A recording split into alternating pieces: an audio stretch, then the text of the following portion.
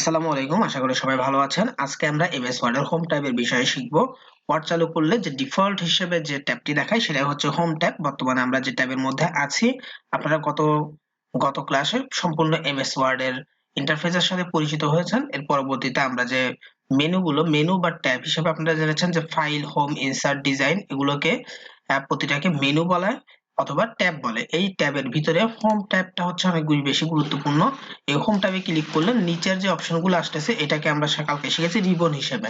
তো এই হোম ট্যাবের রিবনের মধ্যে কি কি অপশনগুলো আছে, সেই অপশনগুলোর কাজ কি কি সেটা সম্পর্কে আজকে আমরা শিখব। এই হোম ট্যাবের মধ্যে আপনারা সর্বপ্রথম যেগুলো পাবেন সেটা হচ্ছে ক্লিপবোর্ড। ক্লিপবোর্ডের মধ্যে কিছু অপশন, এরপর আছে ফ্রন্টের মধ্যে কিছু অপশন, তারপরে প্যারাগ্রাফ এবং স্টাইল, লাস্টে আছে ফাইন্ড, রিপ্লেস, সিলেক্ট, এডিটিং। এই কয়েকটি অপশন, অর্থাৎ এই ফাইন্ড, রিপ্লেস, সিলেক্ট এগুলো হচ্ছে এডিটিং এর মধ্যে। তো এখানে সর্বপ্রথম আমরা যে কাজগুলো শিখবো সেটা হচ্ছে ফ্রন্ট মেনু এর কাজগুলো। এখানে মেনুর মধ্যে যে অপশনগুলো আছে এই কাজগুলো বোঝার জন্য আমি কিছু টেক্সট নিয়ে নিয়েছি এখানে আপনাদেরকে সহজে কাজগুলো দেখিয়ে বোঝানোর জন্য। তো সর্বপ্রথম আমরা যেটা ফ্রন্টের মধ্যে যে অপশনগুলো আছে এর প্রথম যে অপশনটা ক্যালিব্রি বডি লেখা আছে, এটা হচ্ছে ফ্রন্ট নেম। এই বক্সটার নাম হচ্ছে ফ্রন্ট নেম। এখান থেকে আমাদের টেক্সটের ফ্রন্ট চেঞ্জ করা যায়। যেমন আমি এই টেক্সটটা যেটা লিখেছি এটার একটা ফ্রন্টের নাম আছে, এই ফ্রন্টের নাম হচ্ছে ক্যালিব্রি, ব্র্যাকেট হচ্ছে বডি। এখানে আপনার পাশে টিপ দিলে দেখবেন এখানে অনেকগুলো ফ্রন্ট আছে, শত শত ফ্রন্ট আছে এই জায়গায়। এবং এক একটা ফ্রন্টের দিকে গেলে আমার দেখেন কিবোর্ডের আমার এই লেখাগুলোর কিন্তু ডিজাইনটা চেঞ্জ হচ্ছে, অর্থাৎ ফ্রন্টটা চেঞ্জ হয়ে যাচ্ছে। এখানে নর্মালি যে ডিফল্ট হিসেবে যে ফ্রন্টটা থাকে সেটা হচ্ছে ক্যালিব্রি, এই ফ্রন্টটা। এবং আমরা নর্মালি হচ্ছে, আপনারা এটা নোট ডাউন করে রাখতে পারেন, আমরা নর্মালি ইংলিশ টাইপ করার জন্য যেটা ব্যবহার করব হয় এটা না ব্যবহার করে আর টাইমস নিউ রোমান, এইটাই সবচাইতে বেশি ব্যবহার করা হয়। এর পরবর্তীতে আরেকটি যেটা ব্যবহার করা হয় সেটা হচ্ছে নিকোশ। সরকারি বিভিন্ন ডকুমেন্টস রেডি করার জন্য নিকোশটা বেশি ব্যবহার করা হয়, যেহেতু নিকোশ ফন্টটা যদি আপনি কোনো মেইলে পাঠান বা এক পেন ড্রাইভ থেকে আরেক পেন ড্রাইভে নেন, এক কম্পিউটার থেকে আরেক কম্পিউটারে নেন, সেক্ষেত্রে টেক্সট গুলো ভেঙে যায় না, সেজন্য এই ফন্টটা একটু বেশি ব্যবহার করা হয়।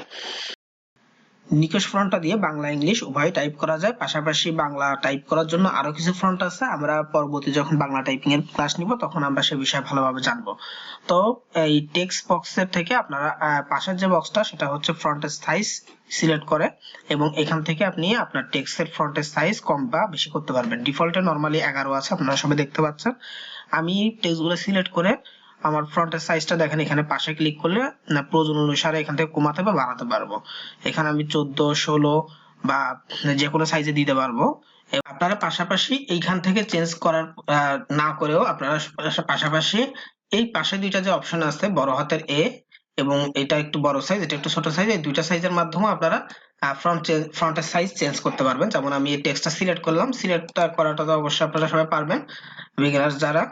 মাউস দিয়ে মাউসের কার্সর দিয়ে সিলেক্ট করেছি, এবং এই জায়গায় হচ্ছে এটাতে টিপ দিলে ফ্রন্ট সাইজ ছোট হবে, এটাতে টিপ দিলে ফ্রন্ট সাইজ বড় হবে। তো প্রয়োজন অনুসারে ফ্রন্ট সাইজ নিয়ে নিতে পারেন। নরমালি যে কোনো চিঠি আদান প্রদানের ক্ষেত্রে চিঠির জন্য ফ্রন্ট সাইজ 14 হলেই ভালো, এবং 14 না হয় 16, এর উপরে না। 14 হয় 14, না হয় 16, এই দুইটা যে কোনো একটা সাইজ নিলেই বেটার।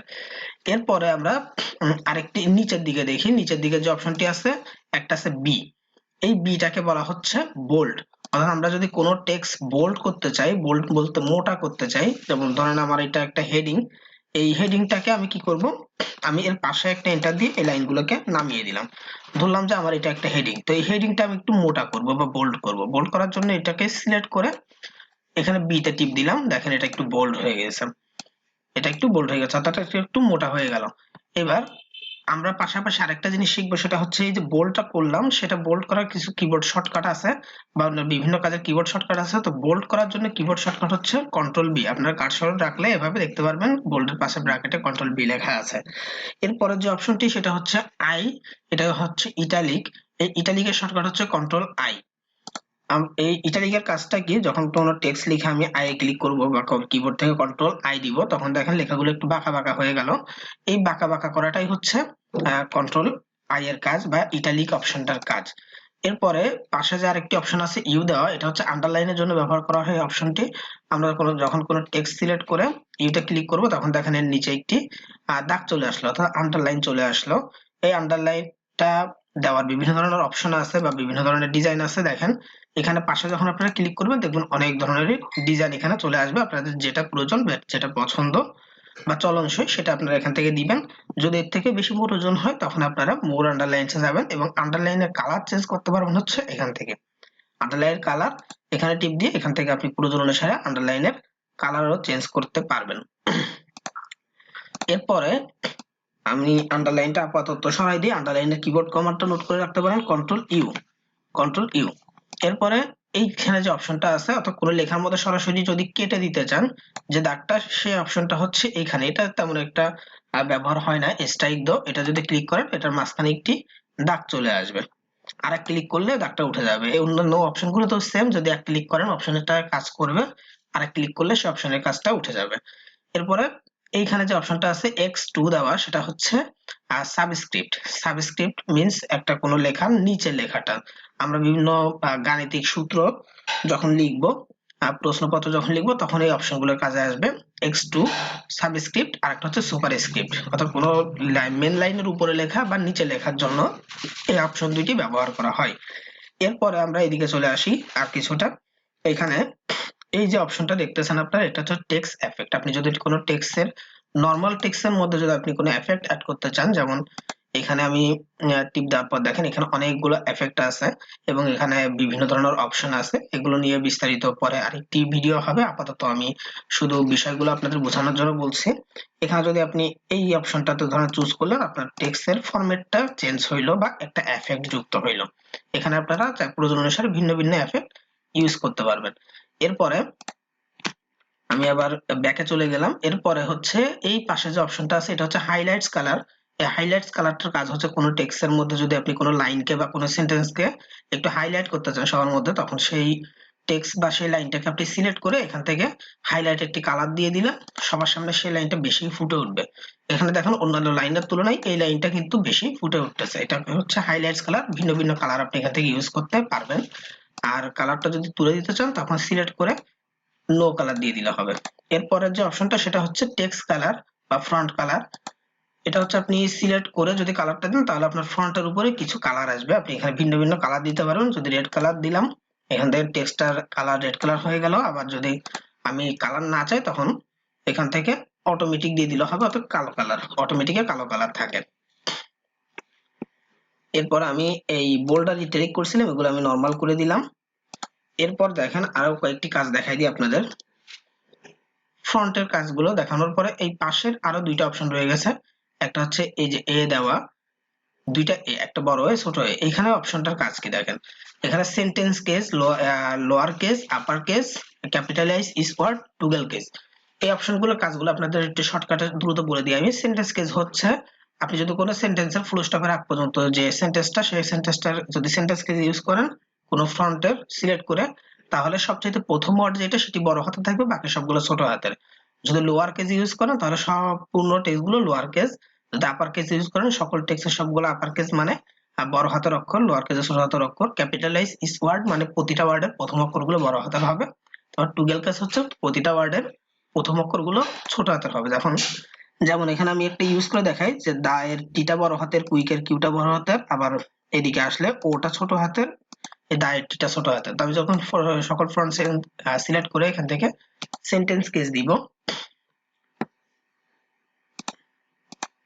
আচ্ছা, সেন্টেন্স কেস দিলে দেখেন এখানে অলরেডি টাইপের সময় যেহেতু টাইপের সময় বড় দিছি হিসাবে এখানে বড়টা রয়ে গেছে, অন্যথায় এটা চেঞ্জ হয়ে যাবে। আপনারা দেখেন এর পরবর্তীতে আমি আরেকটা চেঞ্জ করি, লোয়ার কেস দিলে সবগুলো আবার কি হয়ে গেল, ছোট হাতের অক্ষর হয়ে গেল। এবার সেন্টেন্স কেস দিয়ে দেখেন, এবার প্রথমটা বড় হাতের, বাকি সবগুলো ছোট হাতের ফুল স্টপের আগ পর্যন্ত, এর পরেরটা আবার বড় হাতের। এরপরে অন্যান্য অপশনগুলো আপনারা এইভাবে ব্যবহার করে দেখতে পারেন। ক্যাপিটালাইজ ইসওয়ার্ড দিলে প্রতি ওয়ার্ডের প্রথমটা বড় হাতের অক্ষর হবে। এরপরে এর আরেকটা অপশন আছে এখানে, সেটা হচ্ছে লাস্ট অপশন ফ্রন্টের মধ্যে। এটা হচ্ছে আপনার ক্লিয়ার ফরম্যাটিং। এখানে ধরেন আমি কয়েকটা ফরম্যাট ব্যবহার করলাম, একটা বোল্ড দিলাম, কিছু লাইন ইটালিক করলাম, এখানে একটা আমি আন্ডারলাইন দিলাম। তো আমার দেখা যাচ্ছে এগুলো দেওয়ার পরে এমন হইতে পারে যে কোনো ক্ষেত্রে আমার ফরম্যাট গুলো ভুল হয়ে গেছে, আমি আবার প্রথমের দিকে ফিরে যেতে চাচ্ছি বা ফ্রন্ট সাইজ বড় করছি। এগুলো সব ফিরে যাওয়ার জন্য, সকল ফরম্যাট গুলো মুছে দেওয়ার জন্য অপশনটা কাজ। যখন আমি এটা ক্লিক করব তখন সকল ফরম্যাট গুলো মুছে গিয়ে আমার আগের একটি সাইজে ফিরে যাবে, যে 11 সাইজ ছিল, ক্যালিব্রি ছিল বা কোনো ফরম্যাট ছিল না, সে অবস্থায় ফিরে গেছে। তো এটা হচ্ছে আপনার ক্লিয়ার অল ফরম্যাটিং। এখানে আমি আর একটা বিষয় দেখাই দিই আপনাদের। এবার ফ্রন্টের এই বক্সের পরে আমি এই বক্সের মধ্যে আছে ক্লিপবোর্ড। এই ক্লিপবোর্ডের মধ্যে কাজ কি কি অপশন আছে? পেস্ট আছে, কাট, কপি, ফরম্যাট প্রিন্টার। এটার মধ্যে কাট কপিটা অবশ্য আপনারা আশা করি জানেন। কাট কপি হচ্ছে আমি যদি এই লেখাটি কপি করে যদি কাট করি তাহলে কি হবে? কাট কাট করলে এই লেখাটা এখান থেকে চলে গেল। চলে যাওয়ার পর আমি ধরেন এই লেখাটা আমি অন্য কোনো জায়গায় বসাবো, তাহলে এখানে আমি কি করব? কার্সরটা রেখে পেস্টে ক্লিক করে দিব, তাহলে এখানে ওই লেখাটি আমার এইখানে চলে গেল। আবার আরেকটা বিষয় হচ্ছে কপি যদি করি, যদি আমার এই লেখাটা এই জায়গায় প্রয়োজন, আমি এক জায়গায় নিব, তখন আমাকে করতে হবে কপি। কপি করে কপি করলে এটা মুছলো না, এরপর হচ্ছে আমি এখানে পেস্ট করে দিলাম, এখানে চলে আসলো। আপনারা শর্টকাট কমান্ড গুলো লিখে রাখতে পারেন। আর কাটের শর্টকাট কমান্ড হচ্ছে কন্ট্রোল এক্স, কপি এর শর্টকাট কমান্ড হচ্ছে কন্ট্রোল সি, এবং পেস্ট এর শর্টকাট কমান্ড হচ্ছে কন্ট্রোল ভি, ভ্যানের ভি। এই অপশনগুলো আপনারা নোট ডাউন করে রাখতে পারেন। এরপরে আমরা যেখানে চলে যাব সেটা হচ্ছে প্যারাগ্রাফ অপশনে। প্যারাগ্রাফ অপশনের মধ্যে সর্বপ্রথমে নিচের চারটি অপশন দেখবো আমরা। এগুলোকে বলতেছে অ্যালাইন, এই সবগুলোকে বলতেছে অ্যালাইন। এবং এই প্রথম যে নামটা এটা হচ্ছে অ্যালাইন লেফট, এটা অ্যালাইন সেন্টার বা অ্যালাইন মিডল, এবং এটা হচ্ছে অ্যালাইন রাইট এবং অ্যালাইন জাস্টিফাই। এই চারটি অপশনের কাজগুলো আপনারা কি দেখেন। আমি সকল টেক্সটগুলো সিলেক্ট করলাম, সকল টেক্সটগুলো সিলেক্ট করার শর্টকাট কমান্ড হচ্ছে কন্ট্রোল এ কিবোর্ড থেকে। এবং যদি অ্যালাইন লেফট দেওয়া থাকে, অ্যালাইন যদি লেফট দেওয়া থাকে তাহলে লেখাগুলো ডান দিক থেকে শুরু হবে। যদি অ্যালাইন সেন্টার দেওয়া থাকে তাহলে লেখাগুলো মাঝ বরাবর থেকে শুরু হবে। অর্থাৎ আমি যদি নতুন কোনো কিছু টাইপ করতে চাই এন্টার দিয়ে, তাহলে লেখাগুলো মাঝখানে হবে। এবং অ্যালাইন রাইট যদি দেই, সেক্ষেত্রে আপনার লেখাগুলো শুরু হবে ডান দিক থেকে, এদিক থেকে শুরু, এদিকে এগুলো আঁকা বাঁকা।